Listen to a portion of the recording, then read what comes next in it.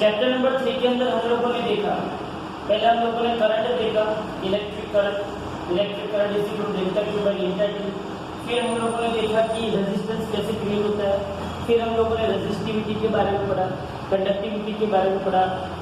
फिर हमने relaxation time के बारे में पढ़ा, करंट डेंसिटी के बारे में पढ़ा। इन सब के रिलेशंस हमने डिराइव किए। आज हम ये इक्वेशन आज हम ये जो वीडियो करना चाहते हैं, उस वीडियो के अंदर हम एक इक्वेशन को अडॉप्ट करेंगे। उस इक्वेशन को हम विदाउट प्रूफ एक्सेप्ट करेंगे और उस इक्वेशन के ऊपर से हम न्यूमेरिकल करेंगे। वो इक्वेशन है, ये इक्वेशन का नाम है टेम्परेचर डिपेंडेंसी ऑफ रेजिस्टेंस। ये इक्वेशन क्या है? Resistance at temperature T is equal to resistance at temperature T0 in bracket 1 plus alpha T minus T0। ये जो T0 है वो रेफरेंस टेम्परेचर, कौन सा टेम्परेचर है? T0 reference temperature. और ये जो अल्फा है, coefficient of resistivity, temperature coefficient of resistivity, उसका यूनिट है डिग्री सेल्सियस इनवर्स, या तो उसका यूनिट है kelvin inverse. Degree Celsius inverse या तो उसका यूनिट है केल्विन इनवर्स। अब यहाँ पे आप लोगों को पैरामीटर देखने जाओ तो कितने पैरामीटर है? एक मतलब temperature at resistance at temperature T, resistance at temperature T0, alpha T, T0, 1 2 3 4 5। आपको कोई भी न्यूमेरिकल इस इक्वेशन पे से पूछा जाएगा तो उसमें ये 5 पैरामीटर में से 4 दिए होंगे, आपको एक ढूंढना है, बस यही काम है और कुछ नहीं करना। ओके, तो यहाँ पे ये जो अल्फा है, अल्फा जो है वो मेटल के लिए या तो कंडक्टर के लिए पॉजिटिव होता है और सेमीकंडक्टर के लिए नेगेटिव होता है। मेटल के लिए वो पॉजिटिव होता है, इसका मतलब ये हो कि टेम्परेचर बढ़ा तो रेजिस्टेंस बढ़ा, और सेमीकंडक्टर के लिए वो नेगेटिव होता है, इसका मतलब ये हो कि टेम्परेचर बढ़ा तो रेजिस्टेंस घटा। ओके, ये बात हमने पिछले वीडियो में कर दी थी। अब यहाँ पे देखो, इसके ऊपर से एक्सरसाइज के अंदर जो 5th नंबर का न्यूमेरिकल, कौन से नंबर का? 5th नंबर का। At room temperature, the resistance of heating element is 100 ohm. Exercise का 3.5. Exercise का 3.5. At room temperature. At room temperature मतलब T0 is equal to यहाँ पे आएगा 27 डिग्री सेल्सियस। हाँ, एट रूम टेम्परेचर का मतलब क्या हुआ? T0 इज इक्वल टू क्या आएगा? 27 डिग्री सेल्सियस। इस रूम टेम्परेचर पे रेजिस्टेंस कितना दिया हुआ? Resistance at room temperature RT0 is equal to 100 ohm दिया हुआ। हाँ, समझना ध्यान से। अगर आपको रूम टेम्परेचर बोला है तो रूम टेम्परेचर का टेम्परेचर आपको पहले से पता होना चाहिए। रूम टेम्परेचर पे आपको रेजिस्टेंस भी पता होना चाहिए, और ये रूम टेम्परेचर पे आपको, इस रूम टेम्परेचर पे आपको टेम्परेचर कितना लेना है? 27 डिग्री सेल्सियस आपको टेम्परेचर लेना है। और इस रूम टेम्परेचर पे रेजिस्टेंस आपको दिया होगा, किसी ने 100 दिया होगा, किसी ने 200, किसी ने 500। हाँ, वो अलग अलग पैरामीटर होंगे, वो अलग अलग डेटा होंगे आपकी न्यूमेरिकल के अंदर। लेकिन यहाँ पे आपको दिया हुआ है कि रूम टेम्परेचर पे रेजिस्टेंस 100 ओम है। उसके बाद what is the temperature of the element if the resistance is found to be 117 ohm? Okay, अब उसमें क्या बोला कि at temperature T resistance RT is equal to, resistance RT is equal to कितना है? 117 ohm। तो वो टेम्परेचर कितना होगा? Fine temperature T। ओके, तो आपको बोलो क्या दिया हुआ है? आपको RT0 दिया हुआ है। हाँ भाई, आपको T0 दिया है। हाँ, आपको RT दिया हुआ है। हाँ, तो आपको क्या ढूंढना है? T ढूंढना है। लेकिन अल्फा आपको दिया होगा, the temperature coefficient of the material of the register, temperature coefficient of the material, temperature coefficient of the material of register जो आपको दिया हुआ है, जिसको अल्फा बोलते हैं। अल्फा आपको दिया हुआ है 1.70 × 10⁻⁻⁴ 4 1.70 into 10⁻⁴ डिग्री सेल्सियस इनवर्स दिया। तो सीधी सी बात है भाई, सीधी सी बात है, आपको ढूंढना क्या है? कैपिटल टी, मतलब आपको टी ढूंढना है। T0 दिया है, अल्फा दिया है, RT0 दिया हुआ है और आपको RT दिया हुआ है। तो हमारे पास इक्वेशन है, we know that RT is equal to RT0 1 plus alpha T minus T0, 1 plus alpha T minus T0। मुझे क्या ढूंढना है? T। तो सीधी सी बात है, मैं क्या कर सकता हूँ? RT divided by RT0 is equal to 1 plus alpha T minus T0 में कर सकता हूँ। इन शॉर्ट मुझे किसको सब्जेक्ट ऑफ इक्वेशन बनाना है? कैपिटल T को सब्जेक्ट ऑफ इक्वेशन बनाना है। तो मैं 1 को यहाँ पे ले लूँ, तो यहाँ पे क्या होगा? RT divided by RT0 minus 1 is equal to alpha into T minus T0। तो RT minus RT0 divided by RT0, ये अल्फा नीचे आ गया, तो is equal T minus T0। तो T मेरे पास होगा रेजिस्टेंस है टेम्परेचर T, रेजिस्टेंस है टेम्परेचर T0, RT0 अल्फा और ये माइनस T0 यहाँ पे आ गया, तो यहाँ पे क्या हो गया? Plus T0। तो T इज इक्वल टू, अब सब आपको वैल्यू रखनी है, ये नॉर्मल मैथमेटिक्स है। RT कितना है? 117 ओम। RT0 कितना है? 110 ओम। RT0 कितना है? 100। अल्फा कितना है? 1.70 इंटू 10⁻⁴ प्लस P0 कितना है? 27 डिग्री सेल्सियस। अब एक और बात मैं आपको बताना चाहता हूँ, यहाँ पे एक बात आपको ध्यान में रखनी है, ध्यान से सुनना। ये जो टेम्परेचर T0 है वो डिग्री सेल्सियस में, और ये जो अल्फा है वो डिग्री सेल्सियस इनवर्स में। इसीलिए मैंने इसको केल्विन में कन्वर्ट नहीं किया। अगर इसको केल्विन में किया होता तो मैं इसको कंपल्सरी केल्विन में कन्वर्ट करता। तो ये याद रखना कि जब भी आपको दोनों मतलब अल्फा एंड T0 या तो कुछ अल्फा अगर आपको डिग्री सेल्सियस इनवर्स में दिया है तो आपको टेम्परेचर सेल्सियस में रखना है, और केल्विन में रखना है। ओके, तो यहाँ पे T इज इक्वल टू, ये क्या हो जाएगा? 7, ये 10⁻⁴ ऊपर गया तो 10⁻+4, ये नीचे क्या होगा? 100, ये 1.70, ये प्लस कितना होगा? 27। तो T इज इक्वल 1 2 कट हुए। अब देख, ये 1770, ये 100, ये 1.70 मतलब 1.70 170 डिवाइडेड बाय 100, वो 100 भी कहाँ गए? ऊपर, प्लस ये कितना हुआ? 27, ये 0 क्या हुआ? कट, ये 77 भी क्या हुआ? कट। ये कितना है? ये कितना है? आपके पास है 1000 प्लस 27, तो आपके पास आंसर आया 1027 डिग्री सेल्सियस। तो जब आप इस मटेरियल को 10 आपने जब इस मटेरियल को 27 डिग्री सेल्सियस पे रखा था तब रेजिस्टेंस कितना है? 100 ओम। लेकिन जब आपने मटेरियल को 1027 डिग्री सेल्सियस पे रखा तब आपको रेजिस्टेंस कितना मिला है? 117 ओम। बस ये न्यूमेरिकल आपको सिर्फ इतना कहना चाहता है। ओके, उसके बाद है एक्सरसाइज का 6। अब एक्सरसाइज का 6 जो है वो इस इक्वेशन के बेस पे नहीं है, थोड़ा सा अलग है, लेकिन मैं साथ में करवा देता हूँ। क्यों? क्योंकि सीक्वेंस है। बाकी एक्सरसाइज का जो 6 है वो कौन से इक्वेशन पे डिपेंडेंट है वो मैं आपको बता देता हूँ। आप लोगों को मैंने resistance R is equal to मैंने लेंथ और एरिया के साथ का रिलेशन बताया था। बोलो क्या कर रहे हैं? लेंथ और एरिया के साथ का relation. Resistance R is equal to, मेरे पास इक्वेशन था एक्सरसाइज 3.6। एक्सरसाइज 3.6 में आपको दिया हुआ है और negligibly small current is pass through a wire of length आपको दी है 15 मीटर, लेंथ L आपको दिया हुआ है 15 metre. Okay fine. And uniform cross section 6 × 10⁻⁷ metre square.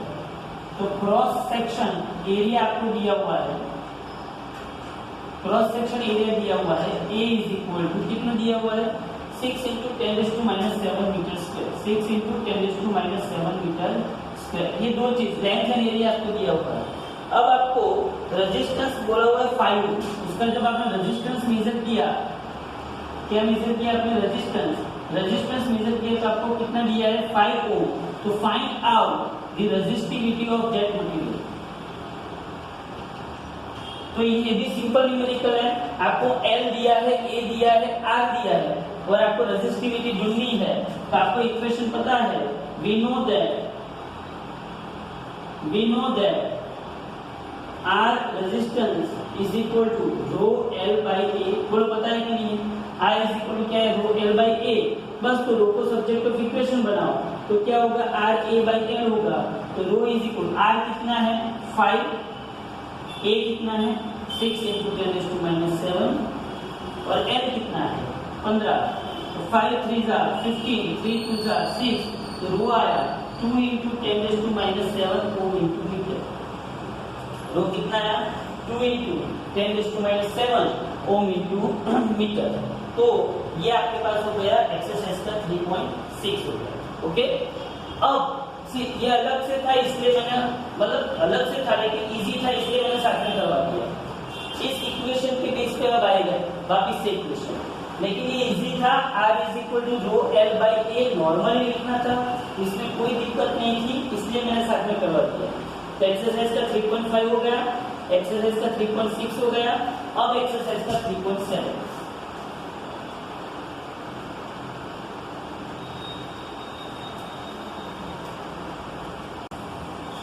Exercise का 3.7 आपको क्या कहता है?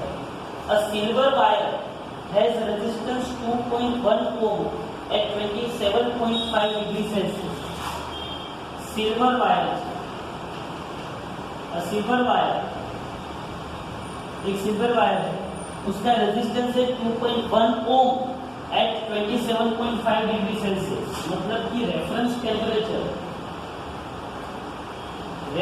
Temperature T0 27.5 degree Celsius and resistance at reference temperature T0 RT0 is equal to 2.7 ohm। कितना है? 2.7। now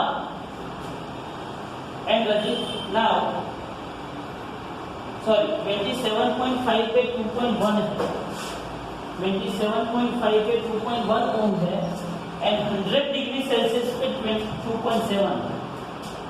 तो resistance at temperature T RT is equal to 2.7 ohm और वो टेम्परेचर T क्या है? 100 डिग्री सेल्सियस। तो आपको क्या पूछा है? Find the temperature coefficient of resistance. क्या पूछा है आपको? Temperature coefficient of resistance. आपको क्या पूछा है? अल्फा। क्या पूछा है आपको? अल्फा। तो सीधी सी बात है, वापिस मैंने बोला था 1 2 3 1 2 3 4 फिजिकल क्वांटिटी दे दी है, तो आपको क्या ढूंढना है? तो now RT is equal to RT0 1 plus alpha T minus T0। मुझे अल्फा ढूंढना है तो RT is equal to RT0 plus RT0 alpha T minus T0। तो RT minus RT0 is equal to RT0 alpha T minus T0। बोलो RT minus RT0 divided by RT0 into T minus T0 is equal alpha होगा। बस सब value रख दो। Alpha is equal to, बोलो R eight temperature T, R at temperature कितना है? 2.7 minus 2.1 वापिस 2.7 और T माइनस T0, T कितना है? 100 और T0 कितना है? 27.5। तो 100 माइनस 27.5। तो अल्फा इज इक्वल 2.7 माइनस 2.1 कितना होगा? 7 में 7 जाएगा 6। तो 0.6 डिवाइडेड बाय 2.7, 100 में से 27.5 जाएगा, 100 में से 27 पॉइंट जाएगा तो कितना बचेगा? देखो 100 में से 30 गया तो 70 बचा, 70 प्लस 2 72, तो 72.5 आएगा। 100 में से 27.5 है तो 72.5। अब इसको कैलकुलेट कीजिए, 0.6 डिवाइडेड बाय 2.7 डिवाइडेड बाय 72.5, हाँ, तो आपको आंसर मिलेगा 0.00306। तो आपको आंसर मिलेगा 0.006। तो आपको फाइनल आंसर मिलेगा 3.94 इंटू 10⁻³ डिग्री सेल्सियस। बोलो, पता चला? तो सिंपल सब था, ये सब इजी है। T0 दिया, RT0 दिया, R3 दिया, T दिया, तो अल्फा ढूंढना। अब उसके बाद अच्छा 3.5 हो गया, 3.6 हो गया, 3.7 हो गया, ओके। 3.5, 3.6, 3.7 हो गया। अब ध्यान से देखो, हमारे पास आता है 3.8 वाला संख्या, वो थोड़ा सा, कुछ नहीं, सिर्फ एक पैरामीटर बढ़ा दिया है, बाकी उसमें कुछ नहीं है। ध्यान से देखो 3.8 क्या कहना चाहता है।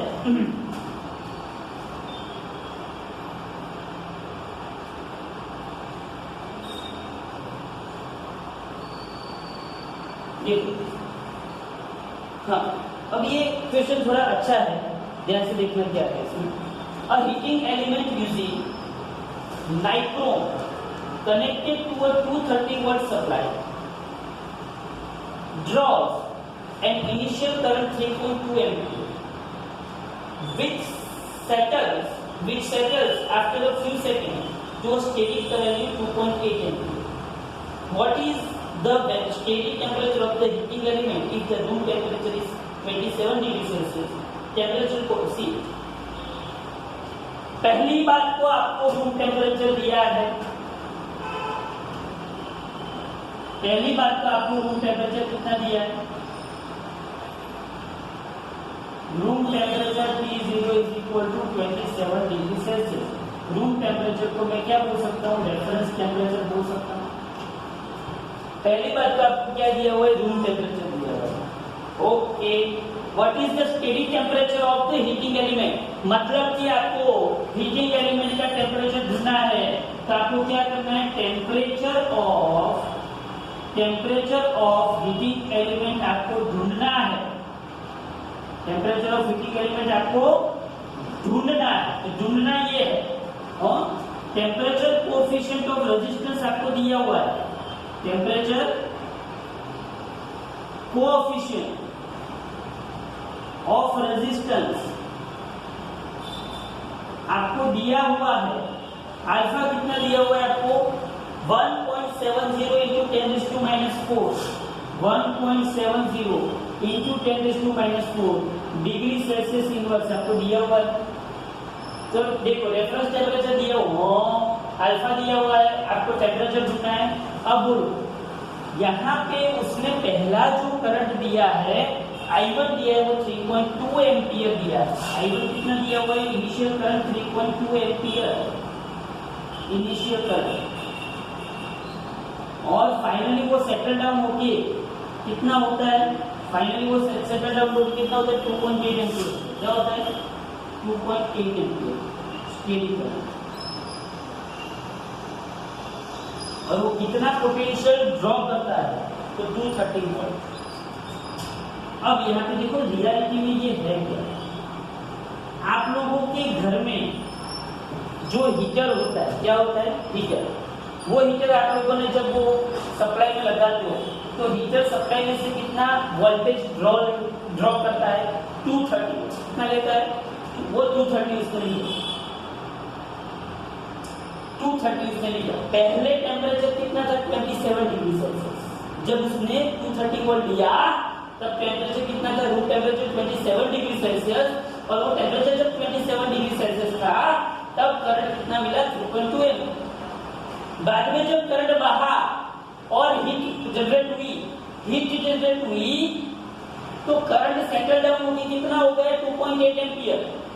तो वो कौन से टेम्परेचर, हीट बढ़ी ना, हीट बढ़ी, तो कौन से टेम्परेचर पे 3.8 एम्पियर हुआ? वो टेम्परेचर आपको फाइंड आउट करना है। फिर आपके पास घर में हीटर है, उस हीटर को आपने घर में रखना है, रूम में रखा हुआ है, वहां पे टेम्परेचर कौन सा चलेगा, रूम टेम्परेचर 27 डिग्री सेल्सियस। अब क्या होगा 27 डिग्री सेल्सियस में जब आपने 230 वोल्ट का सप्लाई दिया तो उस टाइम पे करंट कितना बाहर 3.2 एम्पीयर। अब जब करंट बाहर then there must be heat energy generated and due to this heat energy temperature rise होगा। वो जो टेम्परेचर राइज हुआ वो कितना होगा, और उस टेम्परेचर पे करंट मुझे कितना मिल रहा है 2.8 एम्पीयर। तो now we know that R is equal to RP is equal to RP0 1 plus alpha T minus, ये तो मुझे पता है, यही इक्वेशन आपको यूज करना है। ओके, अब मैं क्या करता हूं, ध्यान से here according to Ohm's law RP0 क्या होगा, तो ओम्स लॉ क्या है, V is equal to IR, तो V is equal to IR, तो R is equal to V by I, तो V by I1 होगा। RT0 मतलब ये I1 कौन से टेम्परेचर पे है, T0, तो RT0 is equal to V by I1 and RT is equal to V by I2, so RT is equal to V by I2, so RT is equal to V by I2, यहाँ पे V by I1, यहाँ पे 1 plus alpha, यहाँ पे T minus T, बोलो समझ में आया कि सी यहाँ पे रेजिस्टेंस मुझे डायरेक्टली दिया गया नहीं है, लेकिन रेजिस्टेंस को मुझे कौन से फॉर्म में रिप्रेजेंट करना है, V अपन I, इसलिए यहाँ पे सिंपल रेजिस्टेंस जो टेम्परेचर T पे था वो V अपन I2, और T0 टेम्परेचर पे जो रेजिस्टेंस था वो V अपन I1, तो V कट हो गए, पक्का V क्या हो गए कट, तो यहाँ पे क्या होगा 1 upon I2 is equal to 1 upon I1 1 plus alpha T minus T।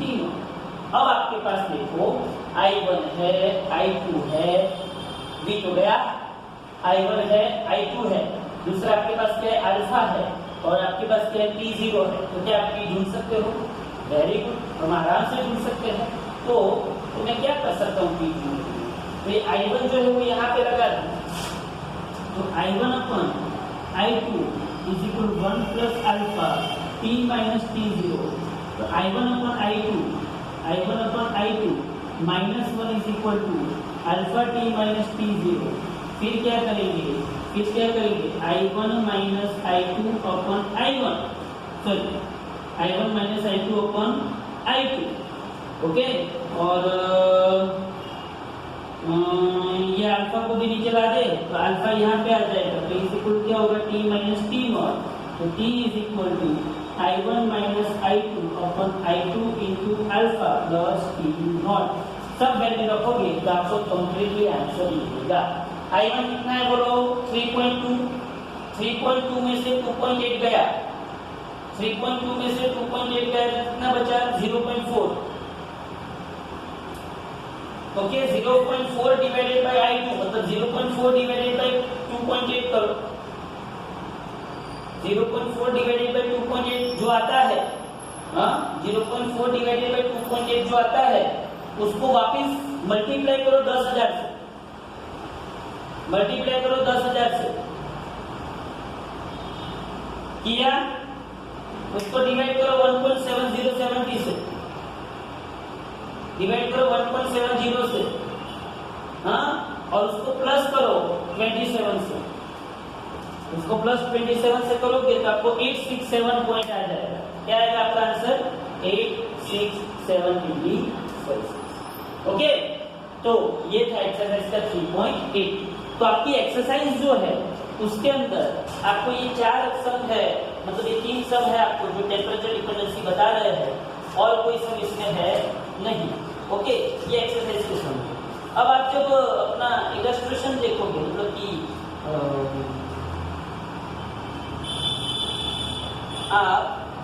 आप एग्जांपल्स देखोगे तो एग्जांपल्स के अंदर आपको 2 सम मिलेंगे।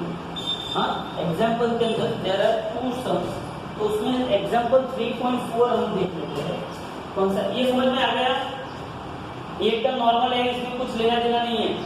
सिंपल, आपको ये एक ही इक्वेशन याद रखना है, वो एक ही इक्वेशन के ऊपर ये सब कुछ है। हाँ, तो एग्जांपल 3.4 देखो सब।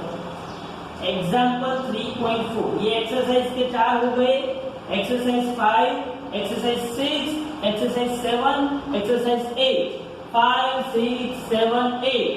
अब हम एग्जांपल में आते हैं, एग्जांपल नंबर 3.4। ध्यान से, example number 3.4, the resistance of the platinum wire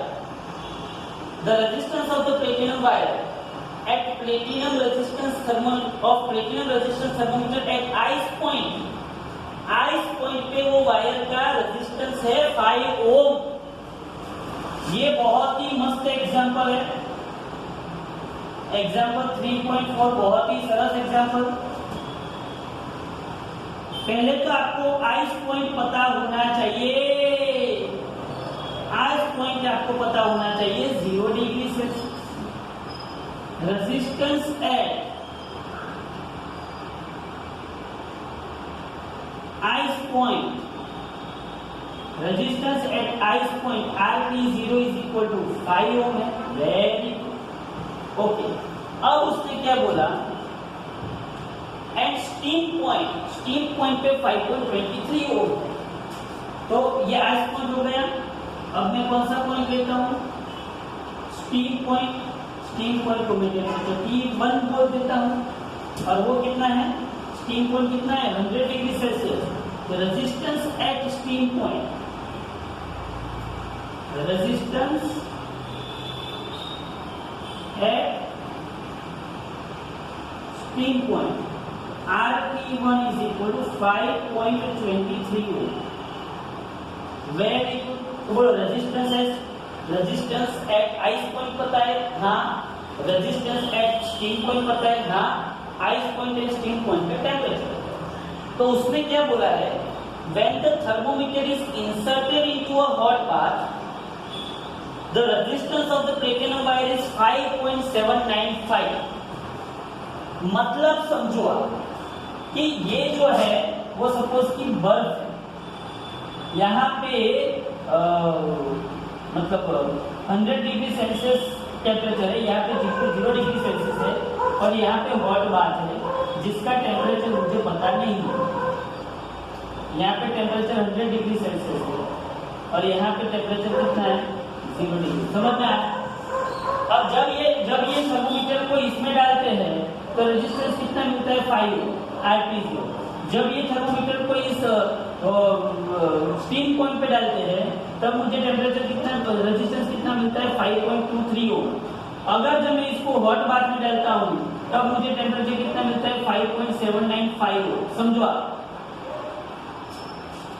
तो ये पता है, ये पता है, ये पता है, ये पता है, ये पता है, मुझे क्या मिल जाएगा, मिल जाएगा कि नहीं? समझ गए? पहले जब मैंने उसको बर्फ से भरे हुए कोई भी कंटेनर में डाला तो उसका टेम्परेचर T0 0 डिग्री सेल्सियस, तो उसका रेजिस्टेंस कितना है 5। जब उसको स्टीम में डाला तो उसका टेम्परेचर 100 डिग्री सेल्सियस, तो उसका रेजिस्टेंस कितना है, प्लेटिनम वायर का 5.26 ओम। और जब मैं उसको कोई हॉट बाथ में डालता हूँ जिसका मुझे टेम्परेचर पता नहीं है और उसका उस टाइम पे रेजिस्टेंस कितना आता है 5.795 ओम आता है।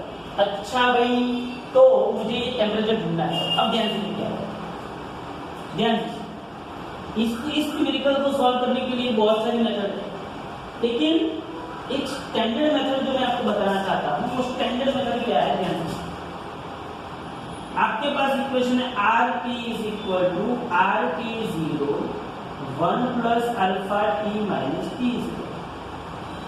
मैं इसको ऐसे लिख सकता हूँ RT is equal to RT0 को अंदर मल्टीप्लाई कर दो plus alpha RT0 into T minus T0 लिख सकता हूँ। अच्छा भाई, ये तो मैं लिख सकता हूँ। अब मैं ये RT0 को यहाँ पे डाल दूँ तो RT minus RT0 is equal to alpha RT0 into T minus T0 मैं लिख सकता हूँ। हाँ भाई, ये तो मैं लिख सकता हूँ। अब मैं क्या करता हूँ, अब मैं कपल देता हूँ। कपल किसका? एक बार स्टीम पॉइंट है ना इस पॉइंट का, और एक बार हॉट बाथ हॉट बाथ वाला कहाँ पे लिखा है? हॉट बाथ वाला बाकी है ना? हाँ देखो यहाँ पे हॉट बाथ जो है, जब मैंने इसको हॉट बाथ में डाला, तो उसका टेम्परेचर T2 मुझे ढूंढना है और उस टेम्परेचर का रेजिस्टेंस कितना है 5.795। ये 3 केसेस है। एक आइस पॉइंट वाला केस अलग हो गया, स्टीम बाथ वाला केस, स्टीम पॉइंट वाला केस अलग हो गया, और ये क्या हो गया हॉट बाथ वाला केस। अब मैं कपल बना किसका, steam point and ice point, किसका स्टीम पॉइंट एंड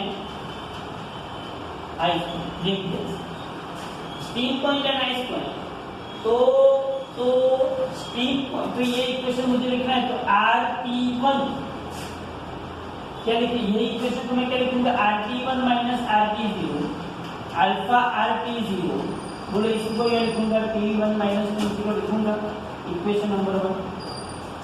मैंने क्या किसका कनेक्शन लिया, steam point and ice point. अब मैं किसका लेता हूँ, hot bath and ice point लेता हूँ। क्या लेता हूँ मैं, hot bath and ice point. बोलो hot bath and ice point अगर मैं लूंगा तो क्या होगा, हॉट बाथ मतलब RT की जगह पे RT2, आइस पॉइंट तो वही कम लेकर रहेगा RT0 अल्फा RT0, और यहाँ पे क्या आ जाएगा T2 माइनस T1। इसको इक्वेशन नंबर 2। बोलो समझ में आया? मैंने एक बार स्टीम के साथ आइस लिया और एक बार हॉट बाथ के साथ आइस लिया, तो RT एक बार क्या हुआ, RT1 माइनस RT0 ये सब कुछ सेम, और हॉट बाथ में RT2 माइनस RT0 ये सब कुछ सेम। अब इक्वेशन 1 और इक्वेशन 2 को मैं डिवाइड कर देता हूँ, तो इक्वेशन 1 डिवाइडेड बाय, अगर आप इक्वेशन 2 करोगे, इक्वेशन 1 डिवाइडेड बाय इक्वेशन 2, तो RT1